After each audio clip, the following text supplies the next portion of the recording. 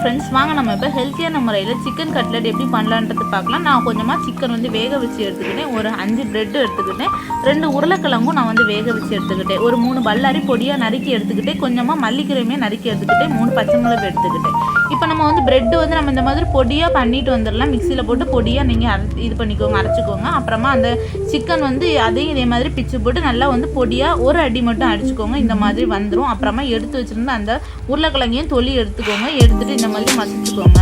இப்போ மசிச்சாச்சு. அதுக்கப்புறமா நம்ம என்ன பண்ணுறோன்னா, எடுத்து வச்சுருந்த அந்த சிக்கனை வந்து நம்ம இதில் போட்டுடலாம். சரிங்களா? அரைச்சி வச்சுருந்த சிக்கனை வந்து நம்ம இதில் போட்டுடலாம். போட்டுட்டு இப்போ எடுத்து வச்சுருக்க அந்த பல்லாரியெல்லாம் நறுக்கி வச்சுருக்கோம்ல, அதையுமே நம்ம இதில் வந்து இப்போ சேர்த்துடலாம். எல்லா பல்லாரி, அந்த பச்சை மிளகு எல்லாமே நம்ம இதில் போட்டுடலாம். இப்போ எல்லாம் போட்டாச்சு. கொஞ்சமாக உப்பு போட்டுக்கலாம், கொஞ்சமாக மஞ்சள் பொடி, கொஞ்சமாக வத்தல் பொடி, அப்புறமா சிக்கன் மசாலா வந்து போடுங்க. சிக்கன் மசாலா இருந்துன்னா சிக்கன் மசாலா போடுங்க, இல்லைன்னா மட்டன் மசாலா கூட போட்டுக்கலாம், ஒன்றும் பிரச்சனை இல்லை.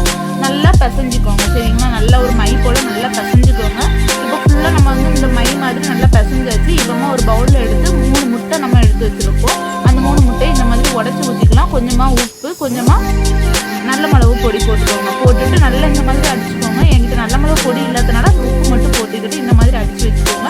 இப்போ நம்மளுக்கு தேவையான பொருள் எல்லாமே ரெடி பண்ணியாச்சு. சரிங்களா? இப்போ வந்து இந்த அந்த எடுத்து வச்சுக்க மசாலாவை வந்து நம்ம இந்த மாதிரி கையில் நம்ம எடுத்துட்டு நல்லா உருட்டிக்கோங்க. உருட்டியாச்சு. இப்போ உருட்டிட்டு கையில் இந்த மாதிரி நல்லா ஒரு ஷேப் வர்றது வரைக்கும் இந்த மாதிரி பண்ணிக்கோங்க. பண்ணிவிட்டு நம்ம இப்போ முட்டையில் போட்டு நல்லா முக்கி பரட்டி எடுத்துடலாம். பரட்டினதுக்கு அப்புறமா நம்ம இப்போ பிரெட்டு பொடி வச்சுக்கோங்க. அந்த பிரெட்டு பொடியிலுமே நம்ம போட்டு எடுத்துடலாம். சரிங்களா? அப்படி நம்ம வந்து பிரெட்டு பொடியில் போட்டுட்டு ஒன்றும் பொடியை ஒன்றும் செய்யாது. நீங்கள் தைரியமாக நீங்கள் இந்த மாதிரி பண்ணுங்கள். சூப்பராக இருக்கும், ஹெல்த்தியாக இருக்கும். இப்போ நான் இந்த மாதிரி எல்லா கட்லெட்டும் நான் அந்த மாதிரியே பண்ணி எடுத்து வச்சுட்டு வந்துடுறேன். இந்த மாதிரி நம்ம பண்ணிட்டு இருக்க மசாலா எல்லாமே நான் இப்படி டிப் பண்ணி எடுத்து வச்சுருக்கோம். இப்போ ஒரு கடாய் வச்சு எண்ணெய் சூடானதுக்கு பிறகு நம்ம வந்து அந்த எடுத்து வச்சுருந்த இது நம்ம போட்டுடலாம். போட்டாச்சு. இது கொஞ்சமாக பொன்னிறமாக வரட்டும். பொன்னிறமாக வரது வரைக்கும் வெயிட் பண்ணணும். இப்போ வந்து நம்ம